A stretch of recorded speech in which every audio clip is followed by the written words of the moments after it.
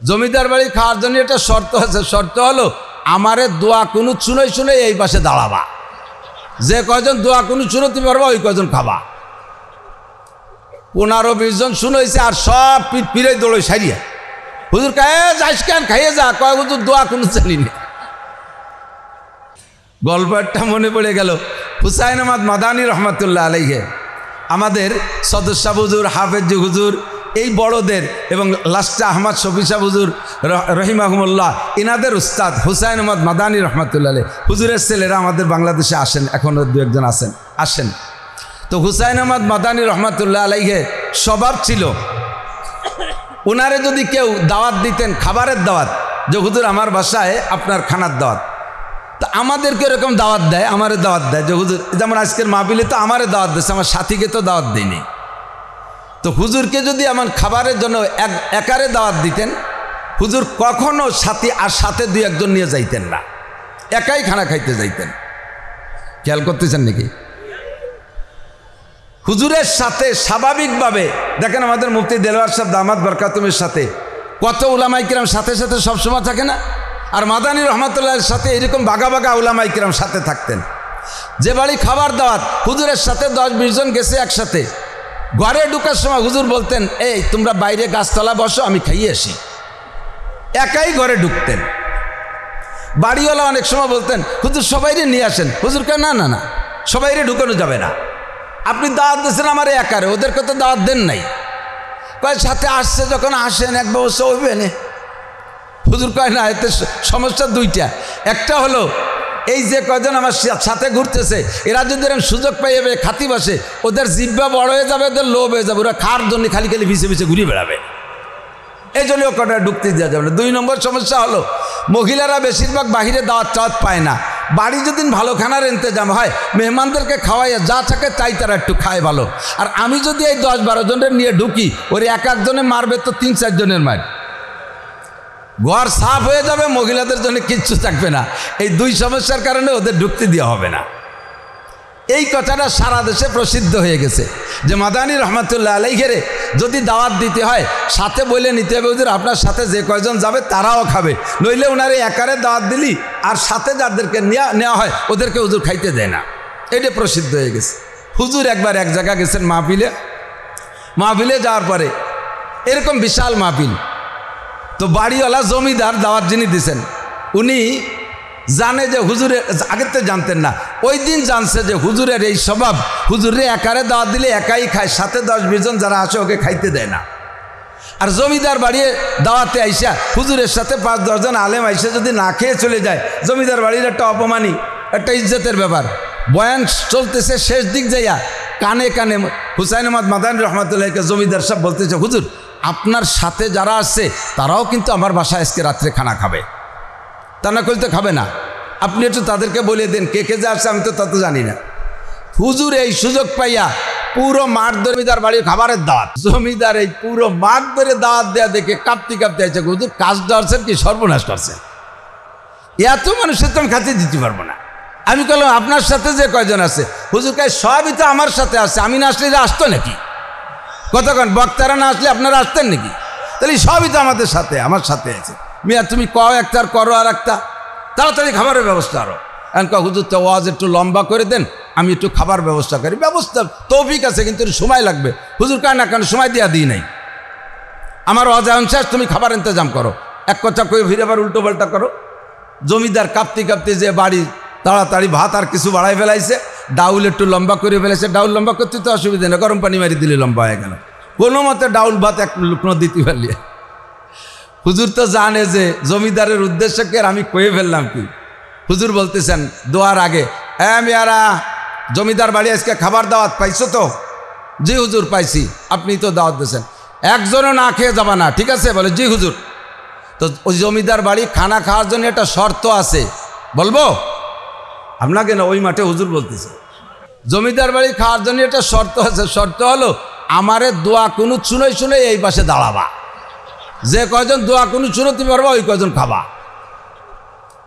15-20 জন শুনেছে আর সব পিঠ পিড়ে দৌড়ে সারিয়া হুজুর খায় যাইস কেন খাইয়ে যা, কয় হুজুর দোয়া কোনো জানি না।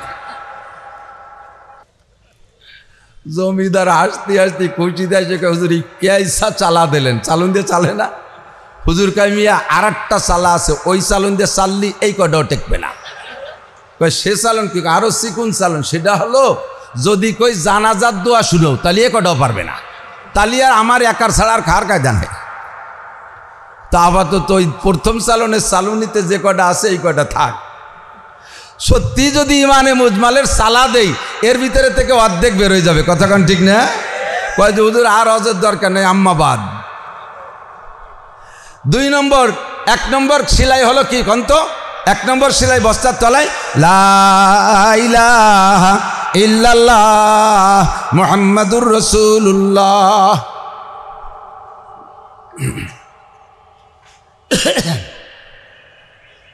যারা পড়ছেন তাদের সম্পর্কে হাদিসের তর্জমা হুজুর বলেন তামলাউ মা বাইনাস সামাই ওয়াল আরদ, একবার যদি জবানে পড়েন লা ইলাহা ইল্লাল্লাহ মুহাম্মাদুর রাসূলুল্লাহ, পড়নেওয়ালার জন্য আসমান জমিনের মাঝখানে সম্পূর্ণ ফাঁকা জায়গা নেকি দ্বারা ভরপুর হইয়া যায়। বস্তার তলায় 1 নম্বর সেলাই পড়ে।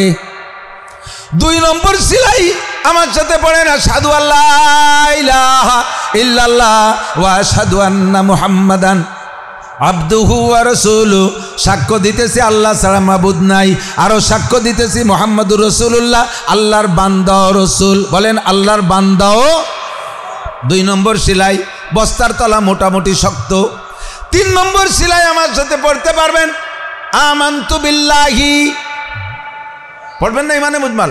উলামায়ে কিরাম জানেন তাদের কাছে চর্বিত চর্বণ। আলেমদেরকে আমি বয়ান শোনানোর জন্য শেখানোর জন্য করি না, আলেমদেরকে বয়ান শোনার জন্য অনুরোধ করি। এজন্য কাব্বারানি মৌতুল কুবারা, বুড়োরা মরি আমারে বুড়ো বানাইছে। বুড়োরা বাঁচে থাকলে আমি নাসির চেয়ার পাইতাম না, আমি নাসির চেয়ার পাইতাম না। হঠাৎ করে শুনবে একদিন আমার মৃত্যু খবর, কেঁদে কেঁদে আসবে সবাই দিতে শুধু খবর। এখন বাড়ি যতক্ষণ থাকি চতুর্দিক দিয়ে দাওয়াত আসে, রাস্তাঘাটে কোথাও চা খাইতে নামলো তারা আমার ওয়াজের দাওয়াত দেয়। একদিন আমিও থাকবো না। বর্তমান জেনারেশন যারা স্টেজে আছে চেয়ারে আছে, আমরা একদিন থাকবো না। চেয়ার যদি খালি হয়ে যায় এই চেয়ারে বসবে অন্য কেউ। চেয়ার যাতে খালি না হয় এখানে বসে সুন্দর করে উম্মতকে 2-4 কথা শোনাইতে পারেন। এই জন্য বয়ানের তর্জ তরিকা বক্তাদের কাছ থেকে শুনতে হবে, শিখতে হবে। তাই উলামায়ে কিরামকে বসার জন্য শোনার জন্য বলি। বাকি উলামায়ে কিরাম এখানে যারা আছে ঢাকা শহরের সবাই আমারে পড়াইতে পারে, এত ভালো ভালো আলেম। আমি অনেক ভালো বলতে পারি তা না, সুরও নাই কণ্ঠও নাই, শুধুমাত্র আল্লাহ পাক যতটুকু বলায় লক্ষ্য করি। 3 নম্বর কলেমা হলো আমানতু বিল্লাহি কামা হুয়া বিআসমাইহি ওয়া সিফাতিহি ওয়া কাবিলতু জামিআ আহকামিহি ওয়া আরকানিহি। আমানতু বিল্লাহি কামা হুয়া, আল্লাহর প্রতি বিশ্বাস রাখি আল্লাহ আছে। জোরে বলেন আছে। বলেন তো কেমন আছে? কয়টা জানি না। কামা হুয়া, তিনি যেমন আল্লাহ তেমন। আল্লাহর কয়খান হাত আছে তা আমার গুনার সময় নাই। কয় গণেশের 10খান হাত, আল্লাহর কয়খান হাত? কয় ওই হাত গুনার দায়িত্ব তোমার না, তোমার বিশ্বাস হবে কামা হুয়া, আল্লাহ যেমন তেমনই। বি আসমাইহি, তার যত জাতিগত নাম আছে সবগুলো বিশ্বাস করি। জাতীয় নাম তার আল্লাহ নাম একটা, আল্লাহর একটা জাতীয় নাম। জোরে বলেন কি? আল্লাহ। ওয়াসিফাতিহি, তার যত গুণগত নাম আছে এগুলো আমি বিশ্বাস করি। ওয়াকাবিলতু জামিয়া আহকামিহি ওয়া আরকানিহি, তার সমস্ত আদেশ নিষেধ মানিয়া লইলাম, সমস্ত আদেশ নিষেধ মানিয়া লইলাম। যাহা বলিবেন তাহা করিব, যাহা ঠেকাইবেন তা করিব না। যাহা আদেশ হবে তাহা করিব, যাহা নিষেধ হবে তা করব না। কথা বলেন ঠিক কি ঠিক না? 3 নম্বর সেলাই। 4 নম্বর সেলাইয়ের নাম হলো ইমানে মুফাসসাল। আমার সাথে পড়বেন আমানতু বিল্লাহি ওয়া মালাইকাতিহি ওয়া কুতুবিহি ওয়া রুসুলিহি ওয়াল ইয়াউমিল আখিরি ওয়াল কদরি খায়রিহি ওয়া শাররিহি মিনাল্লাহি তাআলা ওয়াল বাসি বাদাল মাউত। তর্জমা বুঝে বিশ্বাসের সাথে স্বীকার করবেন আমানতু বিল্লাহ, আমি আল্লাহর প্রতি বিশ্বাস রাখি, আল্লাহ আছে।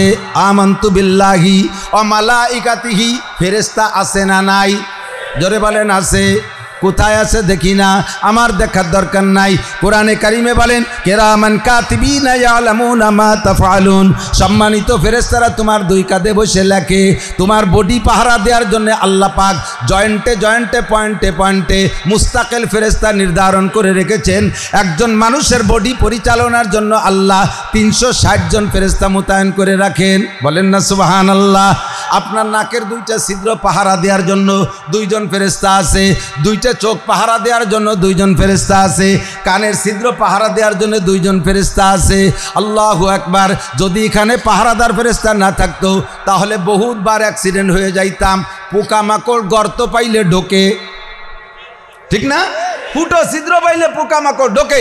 আমি আপনি খাটে ঘুমায় থাকি, কত পোকামাকড় ঘর দিয়ে ঘুরে বেড়ায়। একটা পোকা আমার নাকের মধ্যে ঢোকে না, ওখানে তো 2টো গর্ত আছে। একটা পোকা আমার কানের মধ্যে ঢোকে না। কথা বলেন ঠিক কি ঠিক না? পোকাগুলো মার মার করে আসে কানের কাছে, যখন কানের ছিদ্রের কাছে আসে ওই জায়গার ফেরেশতা ওই পোকারে স্টার্টিং ঘুরাই দেয়, কয় এটা তোমার বাসা না, তুমি ভুল করবে, চলে আসো, অন্য দিক চলে যাও। নাকের মধ্যে চলে আসে পোকা, যাবে যাবে ভাব, এখানে আসার সাথে ফেরেশতারা স্টার্টিং ঘুরাই দেয়, কয় এটা তোমার বাসা না, ওই জায়গা ফেরেশতা মোতায়েন করা আছে, সে আমার নাক আর কানকে পাহারা দেয়। কথা কন ঠিক কি ঠিক না? আমি আপনি জানি না। আল্লাহু আকবার।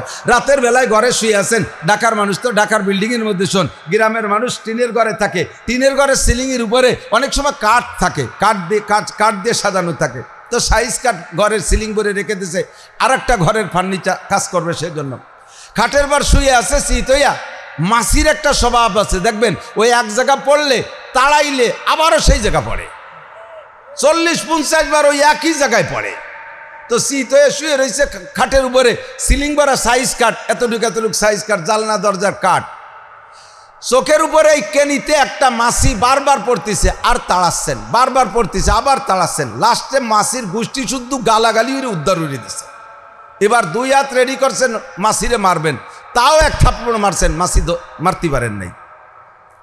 শেষবার চোখের এই কেনিতে যখন মাছি পড়ছে, জাস্ট ওই টাইমে সিলিগির উপরে ইঁদুর দেখা একটা বিড়ালে যাইয়া সেই ইঁদুরকে তাড়া করছে, ধরবে বিদায়। তো বিড়ালে ইঁদুরে সিলিংয়ের উপরে গ্যাঞ্জাম, এই তাদের জড়াজড়ি মারামারির কারণে সেখান থেকে একটা সাইজ কাট আপনার চোখ বরাবর চলে আসতেছে। আপনার চোখ বরাবর যখন চোখের কাছে আসছে, জাস্ট ওই টাইমে এখানে একটা মাছি, সেই মাছিটা পড়ছিল, আপনি ওই মাছি তাড়ানোর জন্য হাত বাড়ি মারছেন, আর হাতের বাড়ি লেগে কাঠটা সরে চলে গেছে, আপনার চোখটা বাইচে গেছে। এতক্ষণ পর্যন্ত যেই মাছিটারে গালাগালি করছেন, ওই মাছিটা আপনার এই আগান বাগানে মাছি না, ওই মাছিটা আপনার চোখ পাহারাদার ফেরেশতা মাছি। আমি আপনি জানি না, আমি আপনি জানি না। ওমালাইকাতিহি বলতে গেলে সময় লেগে যাবে। ফেরেশতা আছে না নাই? ফেরেশতা বিশ্বাস করি। জিব্রাইল ফেরেশতা, মিকাইল ফেরেশতা, ইসরাফিল ফেরেশতা, আজরাইল ফেরেশতা, এরকম অসংখ্য ফেরেশতা আছে, আমি বিশ্বাস করি। ওয়া কুতুবিহি, যত আসমানি কিতাব, অরসুলিহি, যত আসমানি কিতাব আছে সমস্ত আসমানি কিতাব আমি বিশ্বাস করি। তৌরাত আল্লাহর কালাম, ইনজিল আল্লাহর কালাম, জবুর আল্লাহর দেওয়া কিতাব। কথা বলেন ঠিক কি ঠিক না? তবে শেষ কিতাবের নাম আল কুরআন। একটু বলেন শেষ কিতাবের নাম কি? এখন থেকে কিয়ামত পর্যন্ত চলবে কোন কিতাব? ইনজিল চলবে, তৌরাত চলবে, জবুর চলবে, একমাত্র চলবে কোন কিতাব? আল কোরআন চলবে। আমি এই কোরআনের প্রতি বিশ্বাস রাখি, পিছনের সব কিতাব বিশ্বাস করি। ওয়া রসুলিহি, যত নবী রসুল দুনিয়ায় এসেছেন আদম থেকে ঈসা আলাইহিস সালাম পর্যন্ত সমস্ত নবী রসুলকে বিশ্বাস করি, সবাই আল্লাহর প্রেরিত। তবে আজ থেকে 1500 বছর আগে এসেছেন আমার নবী, সেই থেকে এখন পর্যন্ত, এখন থেকে কিয়ামত পর্যন্ত একজন নবী চলবে, আর কোনো নবী চলবে? জোরে বলেন চলবে। ওই নবীর নাম গোলাম আহমদ কাদিয়ানি। জোরে বলেন কি নাম? মুহাম্মাদুর রাসূলুল্লাহ। বলবেন না? আমার আপনার নবীর নাম কি? মুহাম্মাদুর রাসূলুল্লাহ, আখেরি জামানার নবী, শেষ নবী, খাতামুন নবিয়্যিন লা নাবিয়্যা বাদি। হুজুর বলেন আমি শেষ নবী, আমার পরে আর কোনো নবী আসবে না। আমার নবীর পরে আর কেউ যদি নবুয়তি দাবি করে, ওইটা নবী না কাফের? জোর হলো না? যদি কেউ মনে করেন যে সবাই তো বলতেছে আমি বলবো না, চুপ করে থাকি, তাহলে আরবিতে বলে আসসুকুতু নিসফুর রিজা, চুপ থাকা সমর্থনের লক্ষণ। আপনি চুপ থাকা মানে মনে হয় যেন আপনি গোলাম আহমদ কাদিয়ানিকে নবী বলার পক্ষে। জোরে বলেন গোলাম আহমদ কাদিয়ানি নবী না কাফের? পুরো কাদিয়ানি গোষ্ঠী ওরা মোমেন না কাফের? বাংলাদেশ সরকারের কাছে আমাদের অনুরোধ থাকবে, সহজে তাড়াতাড়ি এই মধ্যবর্তী অবস্থানে নির্বাচিত সরকার হোক আর যাই হোক, আমলিক সরকার চলে গেছে, সামনে নির্বাচন আসবে, মাস টাইমে অন্তর্বর্তীকালীন সরকার যারা আছেন তারা তো দেশ চালাইতেছেন, কত সংবিধান আপনারা বানাইতেছেন, সংবিধানের ভিতরে ভুলচুক সংশোধন করতেছেন। এই সংশোধনের ভিতরে আমাদের সারা পৃথিবীর 200 কোটি মুসলমানের প্রাণের দাবি, বিশেষ করে বাংলাদেশ সংখ্যাগরিষ্ঠ মুসলিম কান্ট্রি, সংখ্যাগরিষ্ঠ মুসলমানের দেশ, এই দেশে কাদিয়ানীদের নামে কোনো ইসলামী জামাতের নাম চলবে? তারা তাদের নাম আলাদাভাবে ব্যবহার করতে পারে, কাদিয়ানি জামাত বলতে পারে। এদেশে যেমন হিন্দুরা আছে, হিন্দু বলে পরিচয় দিয়ে থাকে, তাদেরকে তাড়াইতে বলি না। বুদ্ধরা আছে, বুদ্ধ পরিচয় দিয়ে থাকে, তাদেরকে তাড়াইতে বলি না। খ্রিস্টানরা আছে, খ্রিস্টান পরিচয় দিয়ে থাকে, তাদেরকে তাড়াইতে বলি না।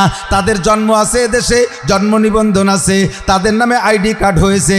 তেমনি করে গোলাম আহমদ কাদিয়ানির সমর্থক যারা, তারা এদেশে জন্ম নিয়েছে, তাদের জন্ম নিবন্ধন আছে, তাদের আইডি কার্ড আছে, তারা এদেশের ভোটার, এই হিসেবে তারা থাকবে। তাদেরকে দেশ থেকে তাড়াইতে বলি না। একটা দাবি আমাদের সকলের, তারা আহমাদি মুসলিম জামাত বলে পরিচয় দেয়, মুসলিম শব্দ কেটে দিয়ে বেশির বেশি শুধু আহমাদি জামাত বলতে পারে অথবা আহমাদি কাদিয়ানি জামাত বলতে পারে, তাহলেই তারা থাকার অধিকার রাখে, নইলে তাদের এদেশে থাকার অধিকার নাই। এই মর্মে উলামায়ে কিরাম সরারদি উদ্যানে 15 তারিখে যে সম্মেলনের আয়োজন করেছে, আমি দাবি করব সকলের আল্লাহর পক্ষ থেকে, নবী পাকের পক্ষ থেকে, যদি আখেরি নবীর সঠিক উম্মত হয়ে থাকেন, ওই দিন দুনিয়াবি কাম কাজকে বাদ দিয়ে আপনি নবী পাকের সম্মানার্থে আপনি খতমে নবুয়াতের দাওয়াতের পক্ষে হইয়া, এই সমর্থক হইয়া ওই ময়দানে আপনি হাজির হবেন। বিশাল জনসমুদ্র তৈরি করে দেখাইতে হবে সরকারকে যে আমরা কোটি কোটি অসংখ্য মানুষ আমরা খতমে নবুয়াতের পক্ষে। লা নবিয়্যা বাদি বলেছেন আমার নবী, নবীর পরে আর কোনো নবীর দরকার নাই। আমার নবীর পরে আর কেউ নবুয়াতি দাবি করলে তার এই দেশে থাকার অধিকার নাই। একটু কি যাইতে পারবেন ইনশাআল্লাহ? সরওয়ার্দী উদ্যানে কারা যাবেন ইনশাআল্লাহ? আল্লাহ তুমি কবুল করে নাও। যারা খতমে নবুয়তির পক্ষে হাত তুলে সরওয়ার্দী উদ্যানে উপস্থিত হবে, কিয়ামতের ময়দানে নবীর সাথে তাদের হাতে মুসাফা মিলাই দিও, নবীর সুপারিশ তাদেরকে নসিব করো, হাউজে কাউসার তাদের মুখে উঠে পান করাই দিও। জাযাকুমুল্লাহু আহসানাল জাযা। আর রসুলিহি, সব রসুল সত্য, তবে আর কোন রসুলের রিসালাত এখন চলবে। আল্লাহু আকবার। ওয়াল ইয়াউমিল আখির, আরেকটা মানি 5 নম্বর। আজকে কি বার? মঙ্গলবার না সোমবার? সোমবার চলে গেল, মঙ্গলবারের রাত, বুধ বৃহস্পতি শুক্র, এমন করে 7 দিনের মধ্যে সপ্তাহ ঘুরতে আছে। হঠাৎ করে একদিন আসবে মুহররম মাসের 10 তারিখে একটা শুক্রবার, ওই শুক্রবারের পরে আর দুনিয়ায় শনিবার হবে না, ওইটা হলো দুনিয়া ধ্বংসের দিন, এইটা হলো দুনিয়ার দিনের শেষ দিন, ওয়াল ইয়াউমিল আখির। এদিনটাকে বিশ্বাস করতে হবে, কিয়ামত হবে কি হবে না? জোরে বলেন হবে। আপনি স্বীকার না করলেও হবে। ইদা ওয়াকাতিল ওয়াকিয়া লাইসা লিওয়াকাতিয়া কাযিবা খাফিদাতুর রাফিয়া ইদা রুজ্জাতিল আরদু রাজ্জা অবুসাতিল জিবালু বাসসা ফাকানাত হাবাআম মুমবাসসা। আসমান ভেঙে গুঁড়ো গুঁড়ো হয়ে যাবে, পাহাড় পর্বত উড়ে তোলার মতো উড়তে থাকবে, চন্দ্র সূর্য হারিয়ে যাবে, এ দুনিয়াটা ধ্বংস হবে। এই দিনটা হবে শুক্রবার, ওর পরে আর শনিবার হবে না। আমি 5 নম্বরটাকে বিশ্বাস করি। 6 নম্বর ওয়াল কদর, ভাগ্যকে বিশ্বাস করি। ভাগ্যের বন্টনকারী, নিয়ন্ত্রণকারীকে। ভালো মন্দ যাহা কিছু সব আল্লাহর পক্ষ থেকে ফয়সালা হয়। আমারে বাঁচায় আমার আল্লাহ, আমাকে মারে আমার আল্লাহ, খাওয়ায় আমাকে আল্লাহ, পড়ায় আমাকে আল্লাহ, ধন দেয় আল্লাহ, দৌলত দেয় আল্লাহ, ক্ষমতা দেয়, জোরে বলেন কে? আর একটু জোরে কন কে? জনগণ ক্ষমতার উৎস, জনগণ ক্ষমতার উৎস। এই কথা যারা বলে, রাজনৈতিক দল যারাই আছেন, আমি কোনো দলের নাম মেনশন করব না, বিশেষ করে জেনারেল রাজনৈতিক দল যারা, তারা এই কথাটার পর গভীর বিশ্বাসী, জনগণ ক্ষমতার উৎস। জোরে বলেন নাউজুবিল্লাহ। এ বলার কারণে আপনি মুশরিক হয়ে গেছেন, আপনি মুশরিক হয়ে গেছেন। জনগণ ক্ষমতার উৎস না, ক্ষমতার উৎস কে? আল্লাহর হাতে ক্ষমতা, ঠিক কি ঠিক না? আমার এ জায়গায় তো সব দলের মানুষ আছে, একদলীয় অস্ত্র করা যাবে না। আমলিগ, বিএনপি, জামাত, জাতীয় পার্টি, আটরশি, চন্দ্রপাড়া, মানিকগঞ্জ, সুরেশ্বর, ভোজেশ্বর, ইনায়তপুর, বাহাদুরপুর, শরীয়তপুর, মাদারীপুর, ফরিদপুর, তবলিগ, চরমোনাই, এতাহাতি, ওয়াজাহাতি, তাওহীদ, হিজবুত তাওহীদ, কাদিয়ানি, সব আছে না এর ভিতরে? অবশ্যই আছে সব দলের মানুষ। এই জন্য সব দলকে মিক্সার করে একটা দল বানায় বলি, জনগণ ক্ষমতার উৎস না, এ কথা প্রমাণ হয়েছে গত 5ই আগস্টে বাংলাদেশে, ঠিক কিনা? আওয়ামী লীগ এখনো বড় দল, তখনও বড় দল, হয়তো আওয়ামী লীগরা গাপটি মেরে রয়েছে কোনো বিপদে পড়িয়া, কিন্তু লোক কম না। কতক্ষণ না কে লোক কম না, বহুত বড় দল। তাদের সাথে আর্মি, তাদের সাথে বিমান বাহিনী, তাদের সাথে নৌবাহিনী, তাদের সাথে বিডিআর, তাদের সাথে র্যাব, তাদের সাথে পুলিশ, তাদের সাথে আনসার, তাদের সাথে যুবলীগ, তাদের সাথে ছাত্রলীগ, তাদের সাথে কৃষক লীগ, তাদের সাথে মূর্খ লীগ, তাদের সাথে পাতি লীগ, তাদের সাথে তাঁতি লীগ, এত লীগ, তাদের সাথে উলামা লীগও একটা লীগ ছিল বলে। এই সব মানুষ থাকা সত্ত্বে সেই ক্ষমতা ধরে রাখতে পারে নাই, ছেড়ে দিয়ে চলে যাওয়া লাগছে, ঠিক না? ফাতাবিরু ইয়া উলিল আবসার, সূরা আর রহমানের দ্বিতীয় আয়াতের শেষ অংশ। ফাতাবিরু ইয়া উলিল আবসার, সূরা কি বলে, সূরা হাসরের, সূরা হাসরের দ্বিতীয় আয়াতের শেষ অংশ। ফাতাবিরু ইয়া উলিল আবসার। যারা এখন তাফালিং দিচ্ছেন, যারা বেশি দাফাদাফি লাফালাফি করতেছেন, ওই বড় দলের কাছ থেকে একটু শিক্ষা নেন। তাদের চাইতে বড় দল না, তারা যদি এইভাবে বেইজ্জতি হয়ে চলে যেতে পারে, তাহলে পরবর্তীতে যারা তাফালিং করতেছেন তারাও পায়ের নিচে মাটি পাবেন না, তারাও পায়ের নিচে মাটি পাবেন না, ঠিক কিনা? ক্ষমতার উৎস কার হাতে? আল্লাহর হাতে। বেশি বাড়াবাড়ি করবেন তো আল্লাহ তাআলা শিক্ষা দিয়ে ছেড়ে দেবে, বেশি বাড়াবাড়ি করবেন তো আল্লাহ শিক্ষা দিয়ে ছেড়ে দেবে। উদাহরণ দিতে গেলে বহুত কিস্সা বলা লাগে, সেদিকে আর গেলাম না। আল্লাহু আকবার। সংক্ষেপে চলে আসি, তকদিরের জিম্মাদারি কার হাতে? ক্ষমতা দেয় আল্লাহ, ন্যায়ও আল্লাহ। আমি যদি ভালো হই তাহলে দেবে, আর আমাকে দিয়ে আল্লাহ তা ট্রাই করে। যদি আমি ক্ষমতার সাথে অপব্যবহার করি, আল্লাহ তাআলা একেবারে অনায়াসে কান ধরে ইজ্জতের সাথে যা করার তা করে দেবে। রমজান আসার আগেই আমাদেরকে জেলখানায় ইতিকাফে বসায় দেবে। বহুত বড় বড় নেতা। কোন আমাদের দেশের মন্ত্রীরাও তো মুসলমান, যে কোনো মসজিদই তো মুসল্লি, কমপক্ষে জুমলি তো পড়তেন, তাই না? মন্ত্রী, কোনো মসজিদের মন্ত্রী মুসল্লিরা যদি মসজিদের ইমাম সাহেব বলতেন, স্যার এবার রমজান মাসের শেষ 10 দিন ইতিকাফে বসার লোক পাচ্ছি না, স্যার আপনি একটু বসেন, তাহলে হুজুরের চাকরি থাকতো? ননসেন্স মৌলবি, কমন সেন্স বলতে কিছু নাই। আমি যদি ইতিকাফে বসি তাহলে আমার উম্মতের কি হবে? উম্মত নিয়ে গভীর, আমার মন্ত্রণালয় চালাবে কিনা? তুমি মৌলবী মসজিদে থাকো, 4 চালা টিফিনকারী বাসায় পাঠায় দাও, আমরা গাদায় ভরি দেই, 4 চালা খাইয়ে সাফ করেছি, তো শুয়ে পেট ডলো, তোমার মসজিদে বসে তা সম্ভব? আমি একটা মন্ত্রণালয় চালাই, আমি ইতিকাফে বসলি উম্মতের কি হবে, মন্ত্রণালয়ের কি হবে? আল্লাহ কয় তুমি ইতিকাফে বসলি মন্ত্রণালয়ের কিচ্ছু হবে না, উম্মতের একটা লোমও ছিঁড়া যাবে না, বাংলাদেশেরও কিচ্ছু হবে না। বিশ্বাস না হয় রমজান আসার আগেই তোমার বসাই দিচ্ছি। এ দল ও দল, সে দল বেদল, রমজান আসার আগেই জেলখানার ইতিকাফের মধ্যে বসছে, এরকম প্রমাণ বাংলাদেশে আছে না নাই? সব দলরে দিয়ে আল্লাহ তাআলা ট্রাই করছে। তোমার মতো মন্ত্রী ওই কি বলা হয়, ইতিকাফে না বসলেও কিছু আসে যায় না, আর তোমার মতো মন্ত্রী মন্ত্রণালয়ে না থাকলেও বাংলাদেশ যে কায়দায় চলবে সে কায়দায় চলতেই থাকবে। কথা কোন ঠিক ঠিক না? যদি তুমি সৎ হও তাহলে তোমাকে তোমার সম্মানের সাথে জায়গায় রাখা হবে। তুমি একটু মসজিদে বসার অভ্যাস করো, একটু মসজিদে বসার অভ্যাস করো, তাহলে তোমার সম্মান ঠিক থাকবে। কথা কন। অল কদর, ভাগ্যের মালিক আল্লাহ, কাহার উপর দোষারোপ করার দরকার নাই। 6 নম্বর 7 নম্বর ওয়াল বাসি বাদাল মাউত, মরার পরে হাসরের মাঠে উঠতে হবে কি হবে না? 7টা বিষয়। এই 7টা বিষয় যার নাম, কলেমার নাম হলো ইমানে মুফাসসাল। 4 সেলাই দিছি। কয় সেলাই? বস্তায় 4টে সেলাই দিছি, বাদ বস্তা মজবুত হয়ে গেছে। এখন নামাজ ঢুকান, রোজা ঢুকান, হজ ঢুকান, জাকাত ঢুকান, জিকির ঢুকান, ফিকির ঢুকান, যা ঢুকাবেন বস্তার মধ্যে থাকবে। তবে সাবধান থাকবেন, বস্তার নিচে আবার 3 প্রকারের ইঁদুর আছে। 1 প্রকার ইঁদুর হলো বিলে ইঁদুর। গ্রাম অঞ্চলে মানুষ যারা আছেন তারা জানেন, বিলির ভিতরে এত বড় বড় ইঁদুর, বিলেইতি তাদেরকে সেলুট দিয়ে চলে আসে, এক কায়দা মতো মোটা মোটা ইঁদুর। 2 নম্বর ইঁদুর বাড়ি থাকে, গর্তের মধ্যে থাকে, তারা মাঝারি ইঁদুর। 3 নম্বর ইঁদুর ছোট ছোট ইঁদুর, এর নাম হলো শৈল ইঁদুর। জানেন নাকি কি কয় রে? যাই হোক আর কি, ওই যে বই পুস্তক কাটে, ঘরের খেতা কাপড় কেটে দেয়। 3 নম্বর ছোট ইঁদুর। 3 প্রকারের ইঁদুর আপনার বস্তার পিছে যদি লাগা থাকে যতগুলো সেলাই দেন সেলাইতে কাম হবে না, ইঁদুরে বস্তার তলা ফুটো করে নিতে পারে কি পারে না? আমার এক মুরব্বী বলতেন, আই বেরাদার দফে আউয়াল মুশকুন বাদাজাদার কিসে গন্ধম নুশকুন, আয় বেরাদার দফে আউয়াল মুশকুন বাদাজাদার কিসে গন্ধম নুশকুন। আয় ভাই, বস্তার ভিতরে যদি গম ঢুকাইতে হয় তাহলে আগে বস্তার তলায় ইঁদুর লেগে আছে নাকি তাই দেখো। যদি বস্তার তলায় ইঁদুর লাইগা থাকে, সারা জীবন ভরে বস্তার ভিতরে গম ঢুকবা, বস্তা কোনোদিনও ভরতে পারবা না। আন্ডারগ্রাউন্ডে বাংকার খুঁজা 3 ইঁদুরে ছিদ্র করে তল দিয়ে বেরোয় নিয়ে যায়, তুমি একদিক দিয়ে ঢুকাও ওদিক দিয়ে বেরোয় চলে যায়, বস্তা কোনোদিনও ভরতে পারবা না। কথা বলেন ঠিক কি ঠিক না? এই ইঁদুর হলো 3টা, একটু বলেন কয়টা? 1 নম্বরে বিলে ইঁদুর মোটা, 2 নম্বরে ঘরের ভিতরে গর্তের ইঁদুর মাঝারি, 3 নম্বরে ছোট ইঁদুর যেগুলো লেপকাথার ভিতরে থাকে। এই 3 প্রকারের ইঁদুর। এই 3 প্রকারের ইঁদুরের নাম হলো 1 নম্বরে শিরিক, 1 নম্বরে, 2 নম্বরে কুফর, 3 নম্বরে বেদাত। শিরিক, কুফর, বিদাত, শিরিক, কুফর, বিদাত, এই 3 প্রকারের ইঁদুর আপনার বস্তায় নিচে লাগিয়েছে।